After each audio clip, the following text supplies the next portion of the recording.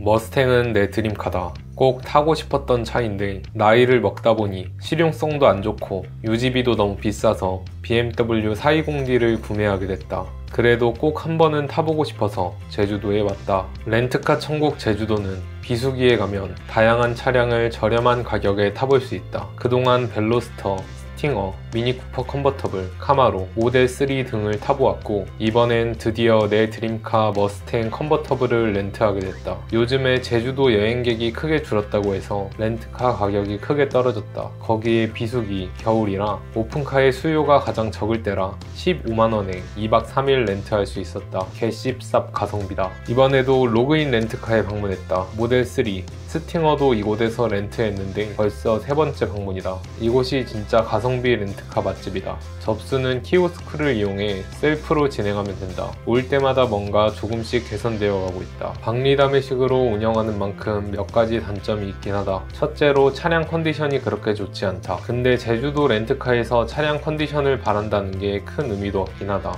잘 굴러가고 잘 서기만 하면 된다. 보통은 세차가 대충 되어 있다거나 그 정도 수준이었는데 이번 머스탱은 좀 문제가 많았다. 차량에 문제 없는지 체크하던 도중 뚜껑 닫을 때 뒷좌석 유리가 완전히 올라오지 않는다는 걸 발견했다. 비가 오면 물색이 딱 좋다. 모르고 자동 세차라도 들어간다면 대참사날 지경이다. 이거 그냥 걸리는 거 그냥 원래 그런 거다. 뭐 열리는 거 상관없네. 이렇게 하시면 돼요. 이제는 차체 자체가 연식이 돼버리면 머스탱들 원래 이래요. 손으로 다 당기시면 돼요.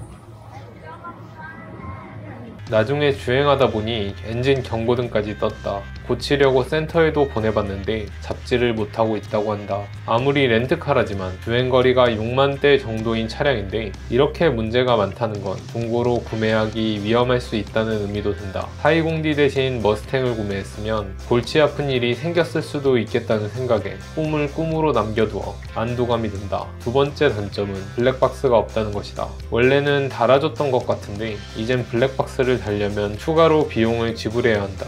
그래도 기본 렌트카가 워낙 저렴하기 때문에 납득할 수 있다.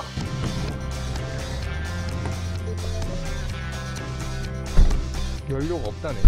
차량에 탑승하니 투박한 실내가 눈에 들어왔다. 뭔가 이것저것 꾸며놓은 느낌이 들긴 하지만 동시에 터프하다는 느낌도 함께 들었다. 남성스러운 디자인이 뚜렷하다. 나쁘게 말하면 투박한 느낌. 항공기가 생각나는 조작 버튼도 독특했지만 실용적이라는 느낌은 들지 않았고 버튼의 질감도 좀 투박했다. 그렇다고 실망한 건 아니다. 이것이 바로 머스탱 감성이고 머스탱은 원래 이렇게 타는 것이니까. 오히려 머스탱이 벤츠같이 고급스러운 디자인과 조작 감각을 갖고 있었다면 인지 부조화가 올 것이다. 내비게이션 위치와 형태도 굉장히 불만이었다. 디스플레이가 상당히 밑에 있어서 시선 동선이 비효율적이었다. 게다가 디스플레이가 앞으로 살짝 기울어져 있어서 더 보기 불편했다. 카마로도 내비게이션 포지션이 낮고 각도가 앞으로 기울어져 있던데 미국 차의 특징인지 머슬카의 특징인지 왜 이렇게 해놓았는지 이해가 가지 않는다. 루프 개방할 때도 진짜 투박하고 불편하게 수동으로 잠금 장치를 풀어야 한다. 비효율적이긴 한데 뭔가 마초적이다. 나시 입은 근육맨이 철컥하고 뚜껑 열면 멋질 것 같긴 하다. 머슬카 감성을 위해 일부러 이렇게 해놓은 것 같다는 느낌까지 든다.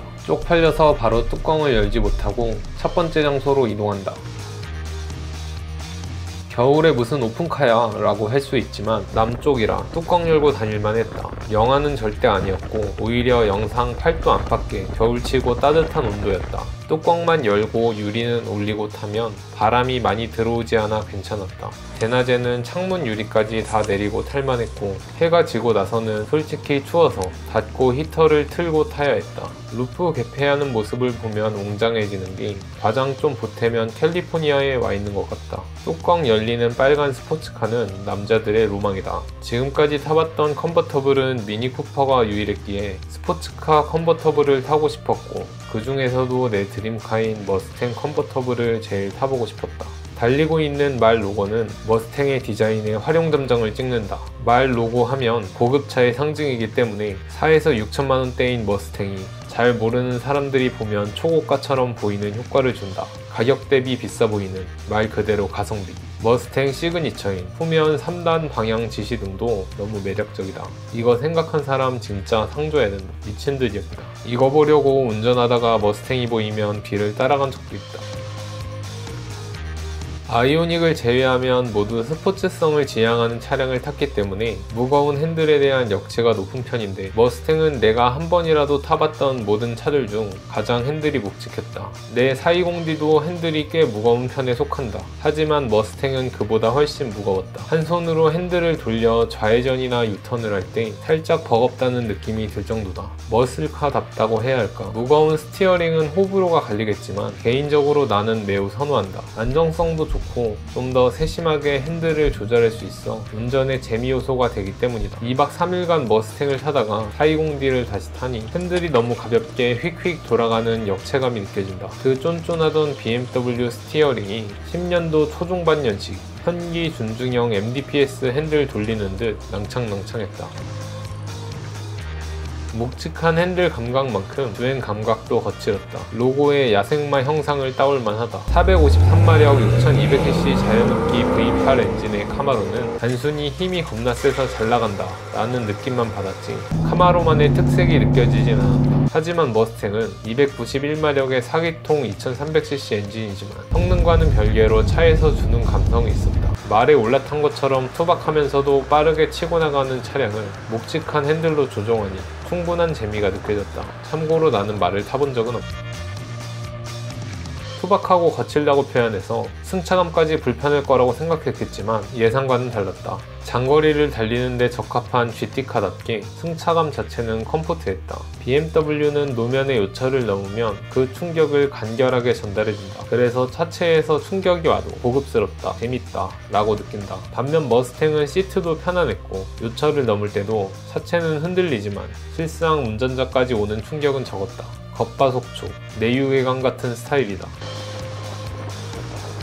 그래서 머스탱은 재미있는가? 라고 묻는다면 충분히 재미있다고 답하고 싶다. 섬세하게 움직이는 건 아니지만 터프하게 원하는 대로 잘 움직여져서 놀랐다. 마치 큐 키고 달려가는 가렌 같달까.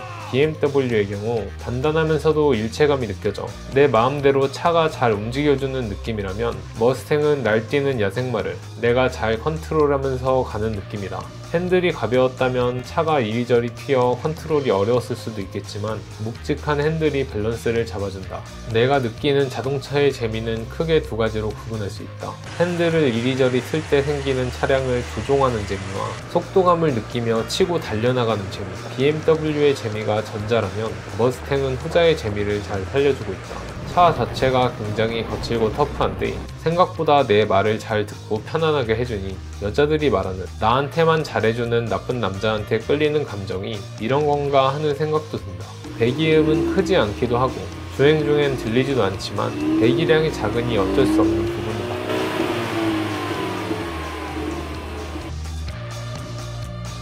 지금까지 좋은 이야기를 많이 하긴 했지만 물론 아쉬운 점들도 있다. 첫째로 차가 되게 부실하다는 느낌을 많이 받았다. 미국 차들이 단차가 안 좋기로 유명하다는 이야기를 들은 적이 있다.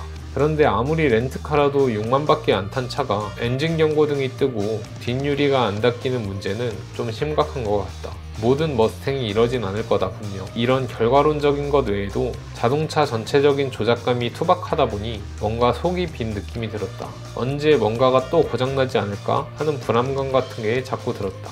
두 번째는 연비다. 2박 3일 동안 제주도에서 타보니 트립상 10km대 평균 연비가 찍혔다.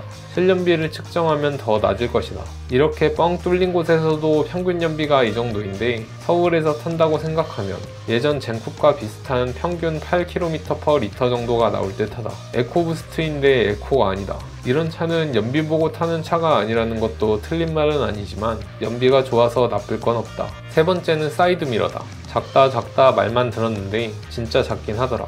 그래도 타다 보면 큰 불편함 없이 적응 가능했다. 저것 때문에 못할 정도는 전혀 아니고 좀 아쉬운 정도다.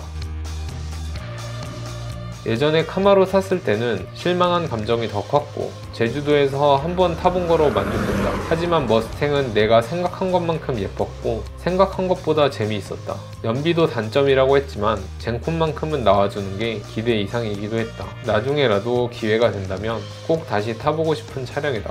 머스탱 중고가가 많이 내려와서 쿠페 모델 같은 경우는 1000만원 중반대에도 괜찮은 매물을 구할 수 있다.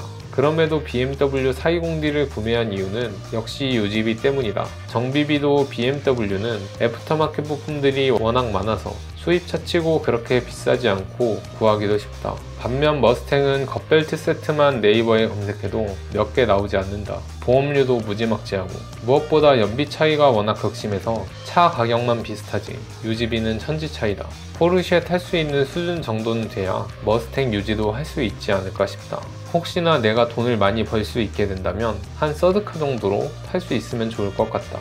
데일리카 하나, 패밀리카 하나, 머스탱 하나. 카마루와 비교했을 때 나는 머스탱이 훨씬 좋았다. 디자인도 마음에 들고 운전도 훨씬 재밌었다. 지금 타고 있는 BMW 420D와 비교했을 땐 420D가 좀 더 재밌는 것 같다. 특히 고속을 낼 일이 잘 없는 서울 사람이기 때문에 오밀조밀하고 섬세한 BMW가 더 마음에 가는 것 같다. 하지만 디자인과 브랜드 감성은 머스탱에 끌린다. 역시 드림카는 드림카다. 비록 2박 3일이지만 나의 꿈 하나를 이뤘다. 다음번에 제주도 가면 어떤 차를 빌려볼까? 나는 주공아파트에 살면서 중고 BMW를 타며 카푸어 생활을 하는 유튜버다. 그래서 지하주차장이 없다. 강제적으로 실외주차만 하게 되는데 차를 아끼는 사람들에겐 안타까운 환경이다. 아무리 새 차를 깨끗하게